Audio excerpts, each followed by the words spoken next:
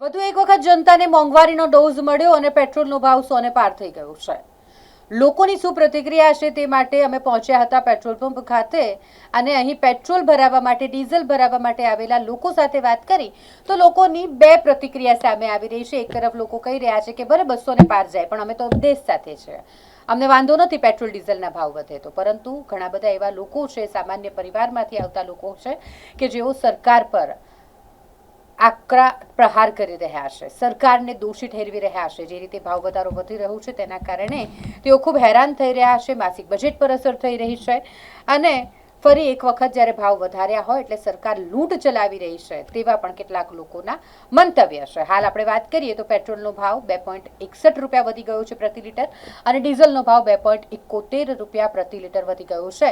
એટલે પેટ્રોલનો નવો ભાવ 102 રૂપિયા અને ડીઝલનો નવો ભાવ 95 રૂપિયા થઈ ગયો છે। જ્યારે 100 ને પાર પેટ્રોલનો ભાવ પહોંચી જાય એટલે સામાન્ય જનતા પર મોંઘવારીનો ખૂબ મોટો બોજો વધી જતો હોય છે અને તેની જ અસર અત્યારે વડોદરા શહેરમાં પણ જોવા મળી રહી છે। બે અલગ અલગ પ્રતિક્રિયા લોકોની પેટ્રોલ ડીઝલના ભાવ વધતા સામે આવી રહી છે।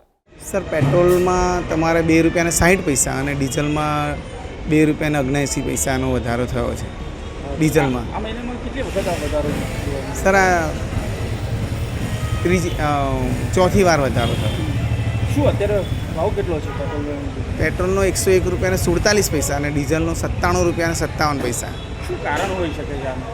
કારણ તો એ છે, દુનિયાને ખબર જ છે કે હોર્મોન્સમાંથી ઇસ્યુ છે અને ક્રૂડ ઓઇલના ભાવમાં ઘણો બધો વધારો થયો છે। સંકટ આવશે આગામી સમય એવું લાગે છે? સર, આપણી ગુજરાત સરકાર બી ના કહે છે અને ભારત સરકાર બી ના કહે છે કે કોઈ સંકટ આવે નહીં। પછી જે રીતે ભાવ વધી રહ્યા છે ક્યાંક લાગી રહ્યું છે કે આ પ્રકારની પરિસ્થિતિ ઉદ્ભવે? ના, ઉદ્ભવે તો નહીં જ। સરકાર એ માટે સારા પગલાં લેશે, ધ્યાન આપશે અને આપે જ છે। અત્યારે આપણી કોઈ એવી પરિસ્થિતિ નથી? ના સર, કોઈ પ્રોબ્લેમ નહીં, એકદમ। શું નામ આપનું? રતન ચૌહાણ। અત્યારે 98 રૂપિયા અને ઉપર સમથિંગ છે, પણ દેશ હિતમાં જો વાત આવે તો તમામ નગરજનોને હું એક જ વિનંતી કરું છું કે આપણે દેશ હિતને જોઈને જો 2 રૂપિયા 3 રૂપિયા વધે એનો વિરોધ કરવાની જરૂર નથી। કારણ કે સૌપ્રથમ તો આપણે દેશના વડાપ્રધાનને ધન્યવાદ પાઠવવું જોઈએ કે આટલી કટોકટીમાં પણ આપણને પેટ્રોલ મળી રહ્યા છે। નથી બીજા દેશોમાં તમે જોશો, પાકિસ્તાનને એ વચ્ચે કે પેટ્રોલ નથી મળતું, જમવાનું નથી મળતું, પણ આપણા દેશના જે વડાપ્રધાન છે હું એમને ધન્યવાદ પાઠવું છું અને સાથે સાથે જે તંત્ર જોડાયેલા છે એમને પણ ધન્યવાદ પાઠવું છું કે અમને પેટ્રોલ તો મળી રહ્યું છે।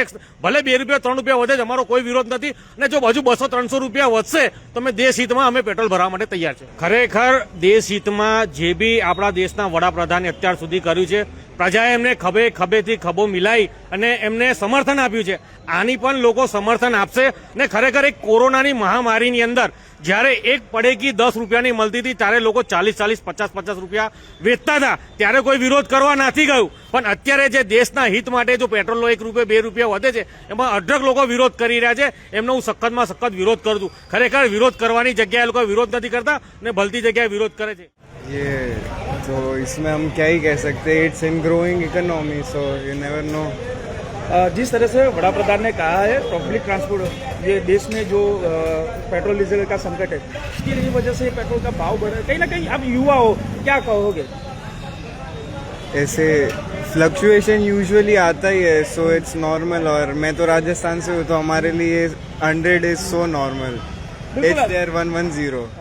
લોકો લૂંટવા બેઠા આપણે લૂંટાયા કરવાનું, બીજું કશું છે નહીં। ગવર્મેન્ટ મૂર્ખી બનાવે છે અને આપણે મૂર્ખા બન્યા કરવાનું। ખાલી સંકટ ખાલી નામનું જ છે, માનું છે ગવર્મેન્ટની લૂંચાઈ છે યાર।